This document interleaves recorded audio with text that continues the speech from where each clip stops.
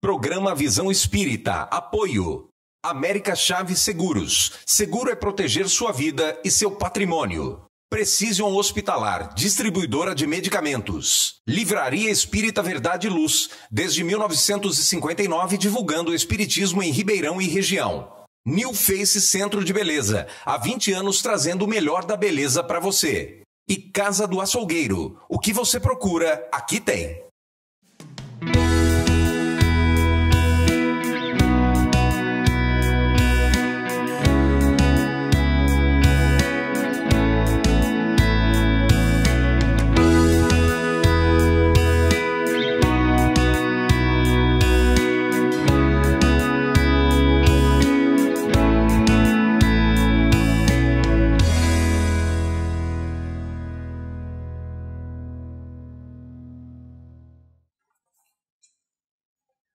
Ó, o que eu estou mostrando aqui.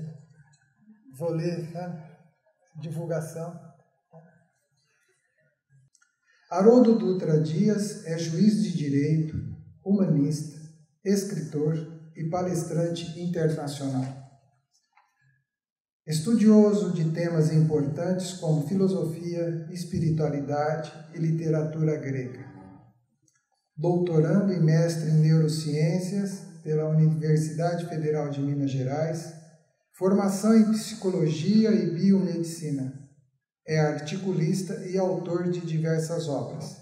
Tradutor da obra Novo Testamento, editado pela Federação Espírita Brasileira. Autor dos livros Apocalipse, o Evangelho de João, volume 1, o Evangelho de João, volume 2, Despertar e Espiritualidade e Vida. E também as cartas de Paulo. Haroldo Dutra Dias, muito obrigado por estar em Ribeirão. A palavra é sua. Seja bem-vindo. Caras amigas, caros amigos, vocês não sabem a alegria que eu tenho em estar na cidade de Ribeirão Preto. Meus irmãos, falar de Paulo é um desafio, porque a gente acredita que compreendeu Paulo. E, na verdade, não. Então, nós podemos falar do apóstolo Paulo e das suas cartas, olhando para o passado, nas condições que ele teve de viagem, de escrita, de movimentação, no que ele tinha disponível para divulgar um evangelho sem fronteiras, um evangelho sem preconceitos, um evangelho que pudesse penetrar em todos os setores da sociedade, em todos os corações. Mas essa perspectiva, ela é um pouco perigosa, porque Paulo trabalhou há 2000 anos atrás. E os recursos que ele teve e os deslocamentos que ele fez, para nós hoje, parecem triviais.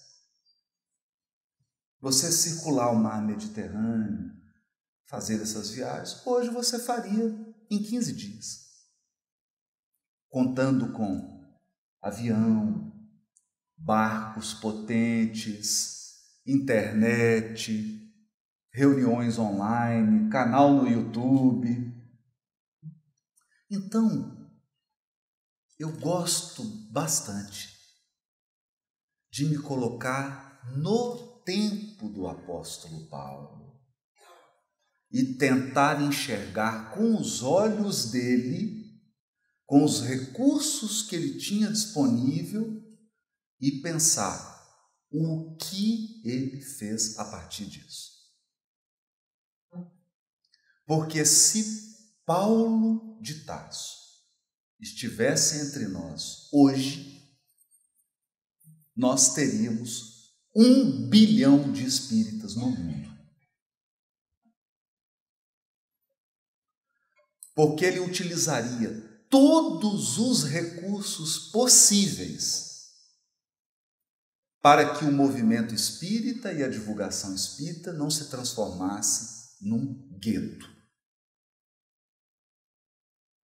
num grupinho fechado de pessoas que falam somente para elas. E esse é o grande desafio do apóstolo Paulo.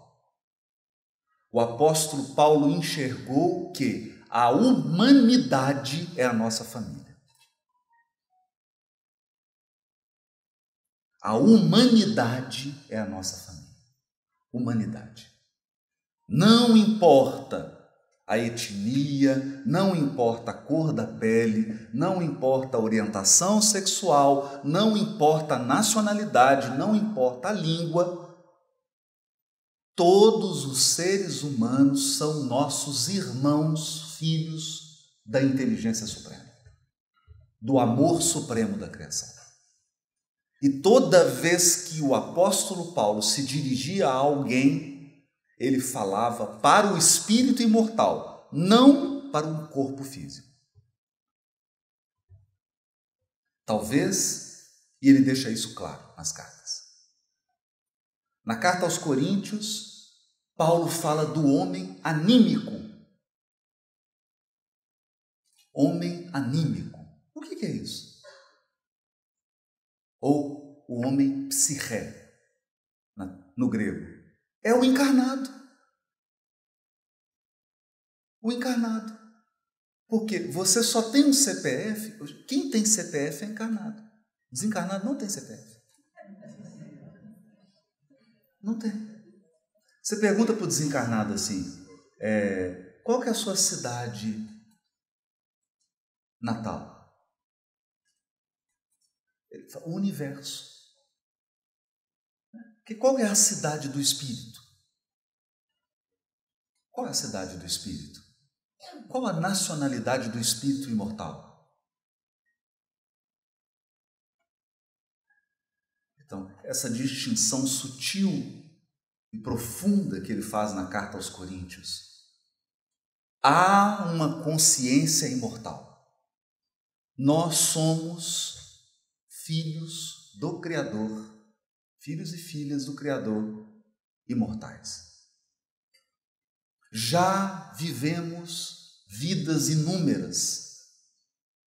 Já circulamos pelos mais diversos lugares do planeta.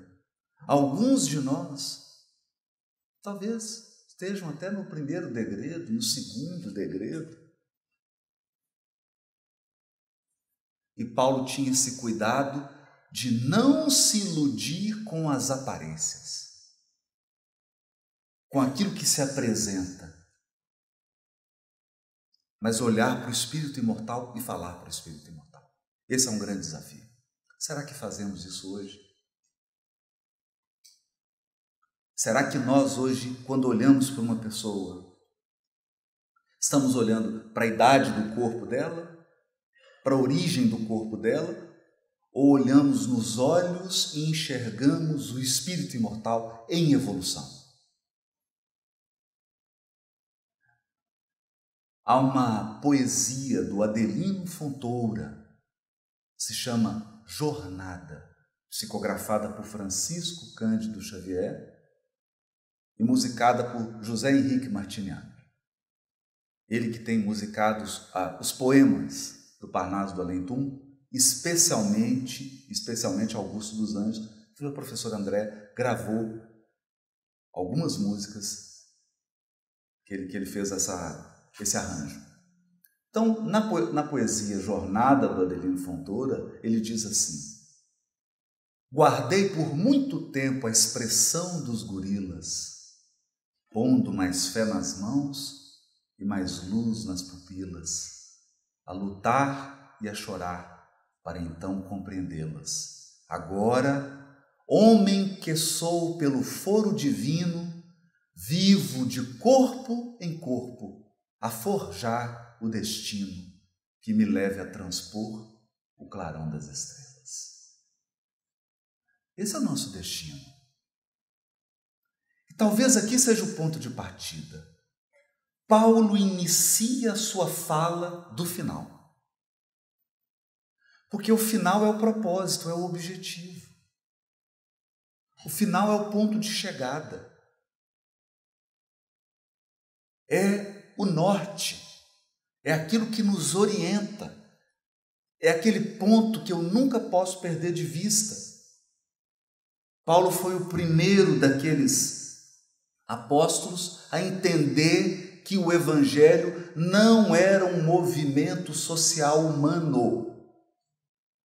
O Evangelho não poderia ser resumido a um grupo religioso, a um grupo de pessoas, a um conjunto de comunidades, a um movimento de encarnados. Por quê? Porque todo encarnado desencarna. Todo encarnado desencarna. E quando ele desencarna, grande parte das suas construções provisórias mudam de mão. A casa que você financiou, pagou em 30 anos, você não leva. Já percebeu isso? É seu guri. Não leva. Vocês já viram algum caminhão de mudança acompanhando velório? Não. Morto não leva nada. Tudo que é do encarnado é provisório, porque é recurso didático para que ele construa por dentro. Então Paulo divisou isso e fez uma pergunta: qual o propósito do Evangelho? Por que o Cristo veio aqui e 3 anos intensamente interagiu e conversou conosco? Qual o objetivo?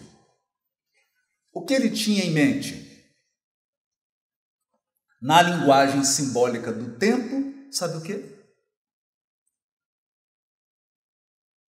Nós estamos em jornada para os mundos celestes. Questões 100 a 114 de O Livro dos Espíritos, a escala espírita. Iniciamos simples e ignorantes, princípio inteligente que sequer tem consciência de que existe. Milhões e milhões de anos de evolução para que você chegue à condição do pensamento contínuo e da razão. Depois, centenas de milhares de anos, no primeiro degrau da escala, ou terceira ordem, espíritos imperfeitos. Até que se desenvolve o senso moral, até que consideramos o próximo nosso irmão. Até que o senso moral se desenvolva e nós subimos o próximo degrau. Nos tornamos bons espíritos. Veja. É espírito inteligente. Espírito inteligente, o mundo está cheio, inclusive fazendo guerra nesse momento. Inclusive fazendo guerra. Então a segunda ordem é bons espíritos. Bons espíritos, porque bondade precisa ser construída. Bondade precisa ser ensinada desde o jardim da infância até o pós-doutorado. E se você não ensinar todo dia, a pessoa esquece. Porque bondade tem que ser treinada.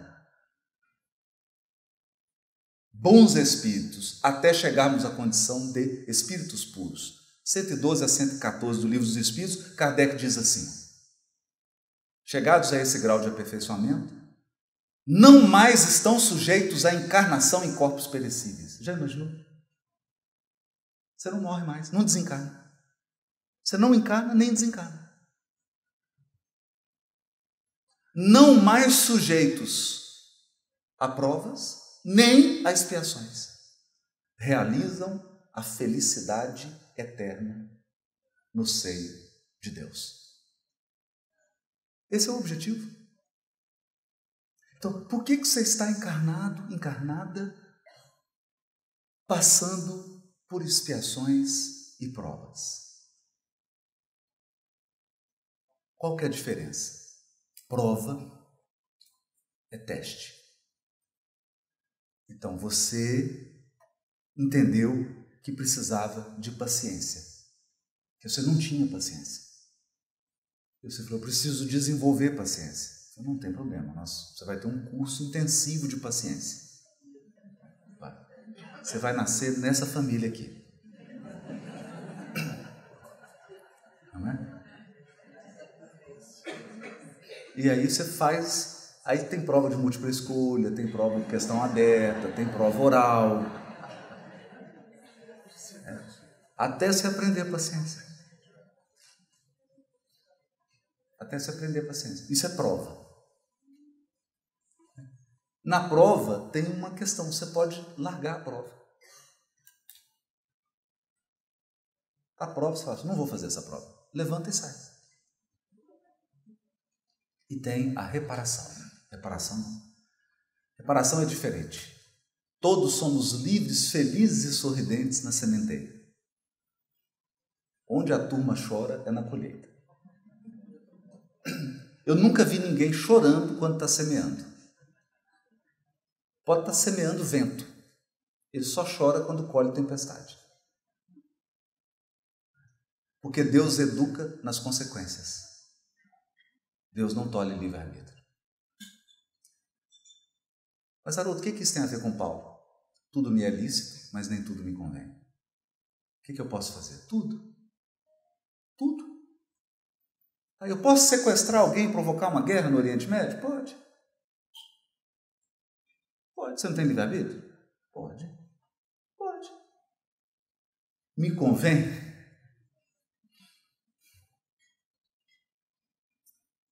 3 encarnações passando apuros, você vai falar assim, onde que eu estava com a cabeça quando eu fiz isso? Esse é o processo educativo. Mas nós não podemos confundir o processo com a chegada. Nós estamos aqui porque pretendemos nos tornar espíritos puros. Puros. Habitantes de um mundo celeste. Esse é o nosso destino. Esse é o nosso fim. Isso é dito nos evangelhos como o reino de Deus. E tem outro nome para dar para isso? Um lugar que você não tem cor. Imagina, você não tem pedra nos rins, porque não tem rim. Você não tem cólica intestinal, porque não tem intestino. Você não tem corpo perecível. Eu estou sentindo que o pessoal não está entusiasmado. Então vou falar para as mulheres. Não tem ruga.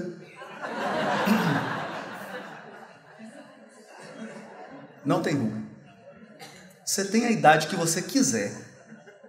Porque o perispírito celeste é plástico. Olha só. Já entusiasmou? Não precisa fazer nenhuma intervenção. Você está sempre... Não tem que fazer escova, nada, já está... É do jeito que você quer. Já animaram? Essa é a jornada. Essa é a jornada. Você tem o infinito. Gente, não tem cozinha para limpar. Você tem o infinito, mas não tem cozinha. Então, é para isso que o apóstolo Paulo está apontando. É para isso que ele está apontando. Então, ele vai falar do pneuma, do Espírito, da centelha divina que nós somos. Isso é maravilhoso. Eu quero falar um pouco sobre isso, que é um ponto importante das cartas de Paulo. O pneuma. O pneuma é o DNA divino que está em você. Quem explicou isso foi Emmanuel, no capítulo 30 do livro Fonte Viva, capítulo Educa. Na semente minúscula reside o germen do tronco benfeitor. A maior e mais grandiosa e frutífera árvore começou numa semente minúscula. também o Espírito traz o gene da divindade. Deus está em nós quanto estamos em Deus. Então não tem jeito. Você vai ser bom mesmo sem querer. Sabe por quê? Genética. Genética divina. Você vai ser caridoso. Por quê? Genética. O gene da divindade está em você. Salmo 82, vós sois deuses. A diferença entre nós e o espírito puro é porque nós somos potencialidade, eles já são realização. Nós ainda somos um projeto, eles já são obra pronta, completa e acabada. O que isso significa? Espíritos imperfeitos como nós. Todo defeito que você tem data de validade. Então você fala assim, pessoa que tem o hábito de comentar sobre a vida alheia. É comentarista de vida alheia. Né? Esse é um defeito. Tem prazo de validade. Vai acabar. Você vai perder esse defeito. Pessoa irritada. Já viu assim? Só irrita com tudo. Vai acabar. Tem prazo de validade. Todos os seus... Gente, isso é ótimo. Principalmente quem é casado aqui, é importante ouvir isso. Todos os defeitos do marido, todos os defeitos da esposa vão ser diluídos pelo tempo. Como diz Humberto de Campos, lá no Boa Nova, né? Coloca essa seguinte frase nos lábios de Jesus: até que a esponja do tempo sugue as imperfeições humanas. Olha que coisa linda. Parece quando você está lavando aquela panela, vai passando a bucha assim com detergente, vai sugando. É isso. Então, a encarnação, a evolução, vai sugando a imperfeição. Sem homo, hein? De repente você está puro, puro, puro no mundo celeste. Esse é o objetivo. Mas porque somos portadores de um gene, eu gostaria de falar sobre isso. Carta aos Coríntios. Carta aos Coríntios, Paulo vai falar sobre a diversidade dos carismas. E aí eu vou pedir uma coisa agora, que eu sei que eu estou falando para espírito imortal.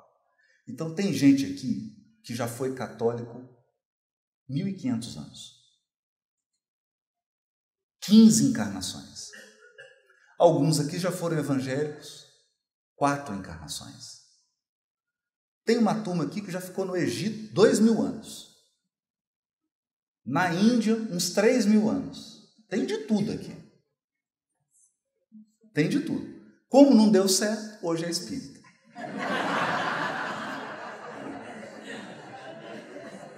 Se tivesse dado certo, você não estava aqui nesse sentido, não.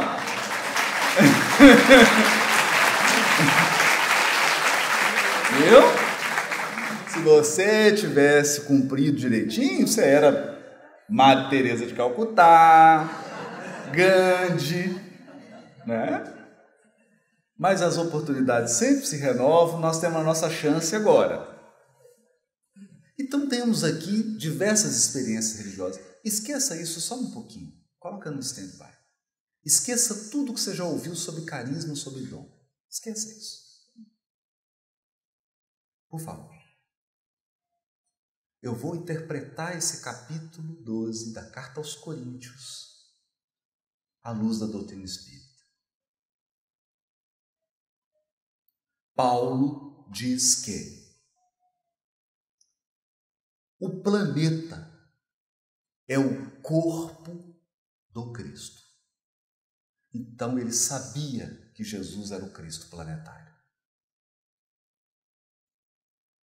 Ele sabia isso. O planeta é o corpo do Cristo. Eu estou usando uma metáfora, é claro, ele está usando uma metáfora. O espírito desse corpo é Jesus. E cada espírito em evolução nesse planeta é uma célula desse corpo. Ele, claro que ele não fala célula, mas ele diz assim: se todo mundo quiser ser o ouvido, quem serão os olhos? Se todo mundo quiser ser mão, quem vai ser o pé? Então, num corpo, eu tenho mãos, pés, ouvidos, olhos, boca. Ou se a gente quiser transportar isso para uma linguagem agora do século XXI, eu tenho células com tecidos que formam órgãos. Então, eu tenho as células do fígado, eu tenho as células do rim, eu tenho as células do cérebro.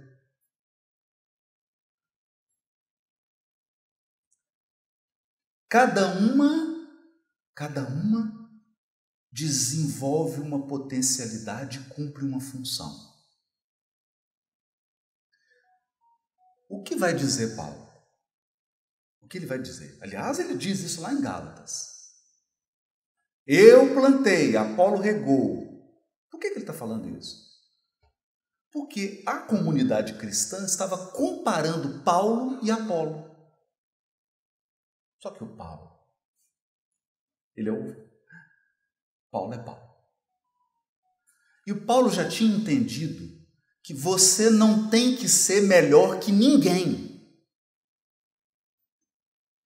Você não tem que ser maior que ninguém. Você só tem que ser único.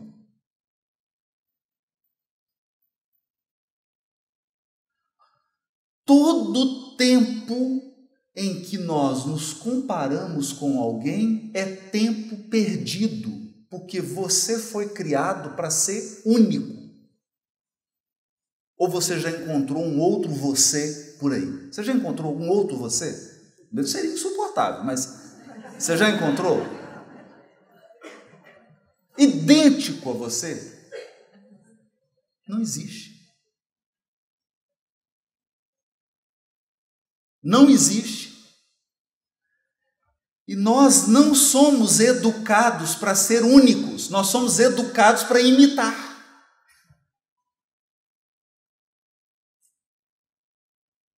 Nós somos educados para copiar os outros.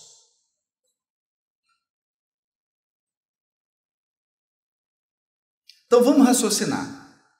Qual a semelhança entre Simão Pedro e João Evangelista? Nenhuma. Os dois são apóstolos.